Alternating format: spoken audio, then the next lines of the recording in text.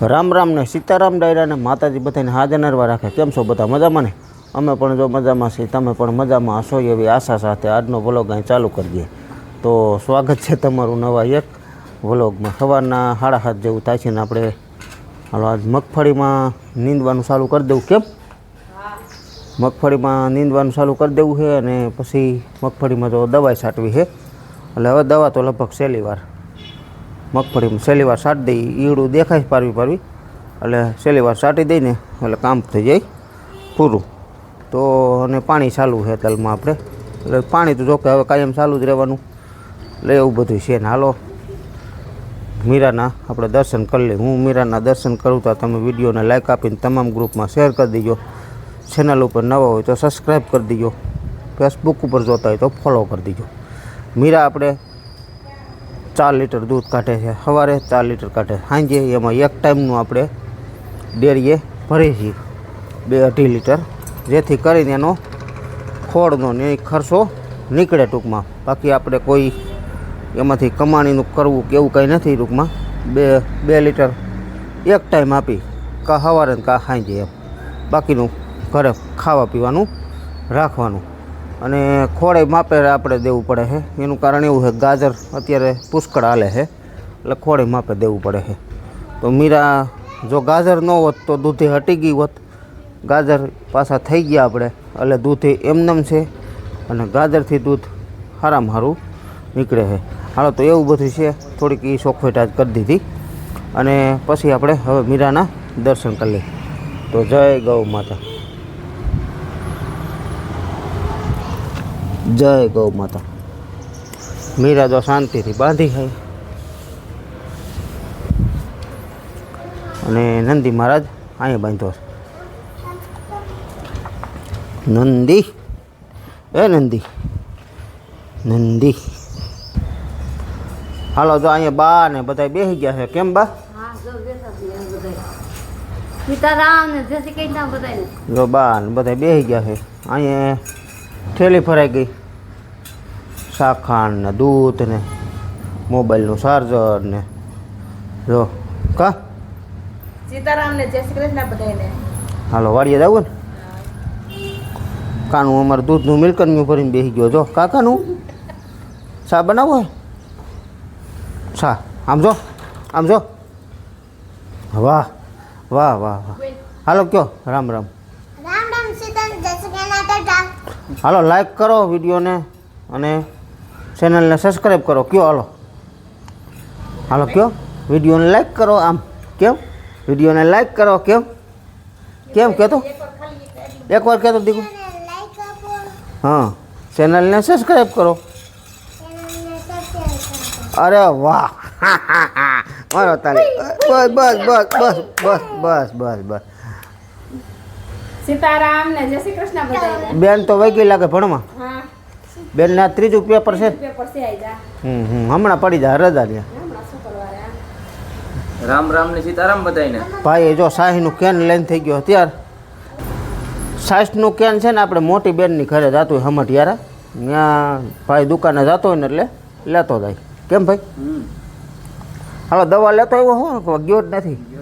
હાથી કાલ પડી છે તે. મિત્રો જો આપણે વાડીએ બસ પૂગી ગયા છે. વાડીએ જો ભાવનાએ નીંદવાનું કામ ચાલુ કરી દીધું અને મારે છાંટવીશ મગફળીમાં દવા. એટલે મગફળીમાં દવા તો બધી તો નહીં છટાડીએ, પણ 2-3 પંપ જેટલા છટાય એટલા છાંટી પછી પાછો ભાઈ આવી છે ને દુકાનેથી તે છાંટશું આપણે. અને મગફળી નીંદવાનું કાંઈ પૂરું થતું નથી. પૂરું નથી થતું એનું કારણ એવું હતું કે નીંદવાનું સારું કર્યું ને પાછળ પાણી આવી ગયું. કેમ? એટલે નીંદવાનું સારું નથી થતું. અને આજુ વખતે છે ને ઈયળ દેખાય છે, જ્યાં પાન કોરી ખાઈ જો. એટલે પાન ઘણા એવી રીતે છે, એટલે ઈયળની દવા આપણે ખાસ મારવાની છે. અને ભેગી ફૂગનાશક નાખશું, જેથી આ પાનમાં કોઈ ગેરુ ટીકાનો રોગ હોય આ રીતનો એને નિયંત્રણ કરીને લઈએ. એમ ટૂંકમાં આગળ કઈ કઈ દવા આપણે છાંટી છીએ આગળ તમને બતાવું. અને મસી તો હવે કાંઈ છે નહીં, અને તોય છતાંય આપણી પાસે પડી છે તો નાખી દેવું. બાકી જે રીતનું છે ને મગફળી નીંદવાના. હવે આ જો 7-8 વાતર 7 વાતર. કેમ હા 7 વાતર રહ્યા છે. એટલે હવે જે ઓલી હુકલ જમીનમાં નીંદતા હતા એથી આ પાયલમાં થોડું કહબું થાય. કેમ ઓલું મૂળ મૂકી દીધેલા હોય આમ ખડને અડો ને ત્યાં વી આવે અને આ થોડુંક ખેસ આવે કારણ કે પી ગઈ ને. હા ખેસ આવે એટલે એવું થાય બધું. એટલે બાકી તો અધૂરું એમ રહી ગયું. કેમ પી ગયું ને એટલે રહી ગયું ને એમ અધૂરું કામ તો આપણે કંઈ બંધ નહોતું. એમાં જે આપણે જો એમ માનો કે આ તલ લીમડા પાસેથી શેઠો ઉપાડ્યો હતો. આ હોહરવો લીધો આમ ઠેઠ આપણે મકાઈના ખૂણા સુધી. પછી ઓલા નીચલા તલ રહ્યા 2 કટક ગયું એના ફરતા શેઠા લેવાઈ ગયા. કા હા વસારે તલ રહ્યા બાકી ફરતા શેઠા લેવાઈ ગયા. અને અહીંયા એક આપણે મકાઈની અને તલની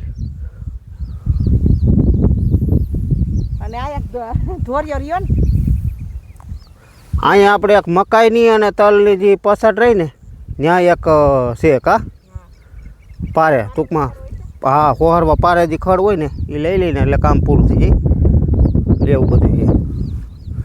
અને હવે આજ તો કદાચ મગફળી નીંદાઈ જાય એવું. કેમ પાછું પાણીમાંથી અમે પાણીમાંથી નવરા નથી થતા. આખડી મારી જો બેક પંપ સાટીને તો પાવર આવી જાય. હાલો તમને બતાવું હવે કારણ કે આપણું જાદુ ખોટી નથી થવું. બતાવી દઉં દવા બતાવી દઉં અને આપણે આ મગફળીમાં સાટવાની છે. પંપ તો આવી છે નકરા 6-7 પણ તા પાવર આવવાનો ટાઈમ થઈ જાય. આપણે તો મગફળીનો રાઉન્ડ બની ગયો છે આમાં કમ્પ્લીટ. અને આ છે ફૂગનાશક ટેબુકોનાઝોલ બરાબર. અને આ છે ઝપાટો એટલે કે મસીની. અને આ છે કોરાજન એટલે કે ઈયળની. અને આ છે આપણે છૂટું અપસા ભરી આવ્યા હતા. અપસા જે સ્ટીકર આવે ને એ હતું. એટલે 10 ml આ પંપે નાખી છે, 6 ml આ કોરાજન નાખી છે, આ નાખી છે 20 અને આ નાખી છે 25 એટલે 30. આ 30 નાખ્યું, આ 20, ઓલું 6 અને ઓલું 10. આમાં મિશ્રણ થઈ ગયું છે 7 પંપનું 6 પંપનું. હવે પંપ કરીને આ રીતે આમાં લેવા જવાનું. મિત્રો પાવર આવી ગયો છે ને આપણે આ એક નીચલી કટકી પી ગઈ જાવડિયા. આ પી ગઈ છે ને હવે પી ગઈ એટલે એમાં ટૂંકમાં 2 નાકા રહ્યા છે. આ બાજુ સેલા ઓલી બાજુથી આમ પીતી આવે અને પછી આપણે લેવાની છે આ ઓલી કટકીમાં. જો એનું એમોનિયા અને કોસાવેટ 2 અહીંયા આવી ગયું. કેરબો સીધો અહીંયા ભૂંગરે રહી જાય એટલે નથી પી જાય આખામાં. અને કેરબોટા અત્યારે ચાલુ છે ઓમાં. જો એમાં આપણે એમોનિયા આમાં તો એમોનિયા પાઈ દીધું હતું. હવે એમાં એમોનિયા કાંઈ પાવર નથી. અને હવે 99% પોટાશ નથી પાવો. આપણે પોટાશનું પાવન ગણિત હતું પણ હવે પોટાશ નથી પાવો. કાંઈ જરૂર નથી લાગતી. અને આમાં એમોનિયા નહોતું પાયું એટલા માટે એમોનિયા આમાં 1 થેલી પાઈ દઈ તો અડધી થેલી આપણે અડધી થેલી ઉપર થોડુંક અહીંયા છે અને અડધી થેલીમાં ઓછું એટલે 3 વીઘે થેલી થઈ. આમાં 6 વીઘામાં 2 થેલી પાયું હતું અને આમાં 3 વીઘે કારણ કે આ 1.25 વીઘો છે અને ઓલું 1.5 વીઘા માથે છે એટલે 3 વીઘાના આ તલ છે ને 6 વીઘાના આ છે એટલે કે 9 વીઘાના આપણે તલ છે બરાબર. તો 9 વીઘામાં 3 થેલી એટલે 3 થેલીએ વીઘે ઓલા 3 વીઘે થેલી ટૂંકમાં. તો અહીંયા આ 2 નકામ જાય છે ને એના પછીના 2 આ રહ્યા છે. આ પી જાય એટલે અને ભેગો કોસાવેટ ચાલુ છે જે આપણે 90% સલ્ફર. કાલે આપણે આમાં નકરો કોસાવેટ પાતા હતા. આજે એમોનિયા અને કોસાવેટ 2 ચાલુ છે. તો આ રીતનું પાણી થાય છે. જો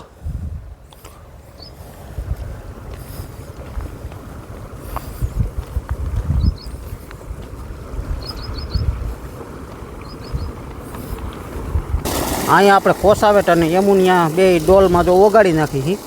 ઓગાળીને સીધું આ કેરબામાં નાખી દઈ એટલે આવી રીતે નળ દ્વારા ગયા રાખે ધીમે ધીમે ધીમે ધીમે. એટલે વાતરનું ઓગાળવાનું, બહુ અગાઉ નહીં ટૂંકમાં. વાતરનું ઓગાળીને એટલે વાંધો ન આવે. માપ સેટ કરેલી હોય આપણી તો એટલે વાંધો આવે નહીં. તો આ રીતનું સફેદ પાણી થઈ જાય. હાલ્યું જાય. હાલો નાકાનો ટાઈમ થઈ ગયો, નાકું વાર લે. આપણે રાતનો ખાટલો ક્યાં હોય નક્કી ન હોય પણ અટાણે તો લીમડાની સાંયે જ હોય છે. અહીંયા રાત્રિનો તો નક્કી ન હોય પણ અત્યારે તો લીમડાની સાંયે આમાં પાણી હાલતું હોય નાખું વાળીને પછી અહીં બેસી જવાનું. અને ચૈત્ર મહિનામાં લીમડો ખાસ ઉપયોગી કે અત્યારે જો નાની નાની લીંબોડી પણ મંડી આવવા અને મોરે પણ છે પુષ્કળ. તો લીમડાનું ઝાડ છે ને સાયો આનો શીતળ સાયો ને એકદમ સુંદર અને એકદમ અત્યારે તો આ સાયાના મોરની ને એવી બધી સુગંધ આવે કે એની તમે વાતાવરણ આખું છે ને આખું ચેન્જ કરી નાખે એમ થાય કે પાસે ક્યાંય જવું જ નથી.